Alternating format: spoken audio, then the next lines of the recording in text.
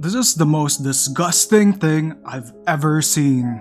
According to a news article, a political group created fake social media accounts, pretended to be LGBT, and said that they were pro-P-word. These accounts would suddenly be used as proof on why the LGBT and trans people are P-words. It started making sense that over the past years there was a lot of fake news coming from Pride events. This is the original, and this is what happens when fake news political groups touch it. Some of you might wonder why I'm too invested in this issue. Well, because I used to be part of these groups and I would consume these media. Some of the YouTube creators I once followed spread fake news, and at the time it all seemed excusable because it always felt like a crazy mob was after them. It always felt like us versus them. Little did I know it was fake news and hypocrisy. Small Twitter opinions resized to massive proportions to make you feel like there's some big enemy in the horizon. News organizations that disagree with them and expose them and call them out are now funded by a mob that apparently hate them. Suddenly, it's religious people versus gay people, and here are the Twitter crazies who hate you for being religious. Oops, there's Blair White, who manufactured Twitter drama to make you feel like you're being attacked. Actually even post a blackface picture. The problem, though, is that that's not the problem anyone has with this.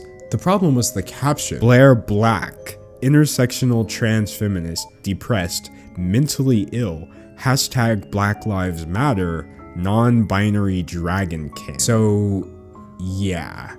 Which is straight up blackface. I mean, calling yourself Blair Black and putting hashtag Black Lives Matter when your skin is literally the color black. And I know you're gonna say, but D'Angelo, her second channel is called Blair Black, and it's like, I know who told you that. Trying to keep up. We all know why she put Blair Black. So instead of addressing, Oh yeah, this was just like an edgy joke I was trying to make. Blair crops the caption out of the post and claims in her video that people were just mad at her for wearing a face mask. I'm not going to apologize because you think that this is racist. I'm not going to apologize because And apparently these Twitter people might not even be real. When I look back in this content, I think it's addicting. It gave a lot of meaning to my suffering, and it made me feel like I was fighting for freedom. But if these videos were specifically manufactured to make me feel like I was attacked, what was the freedom that I was yearning for? Is it the freedom to vote for a political party that will limit the rights of others? Is it the freedom to dub over sports fans in Paris and make them sound like terrorists to instill immigration fear? Is it the freedom to conveniently blame these propaganda makers as innocent children to absolve the political party of all blame? There was a lot of hypocrisy when I was there. They would advocate for free speech by silencing the people who disagreed with them and calling them crazy feminists.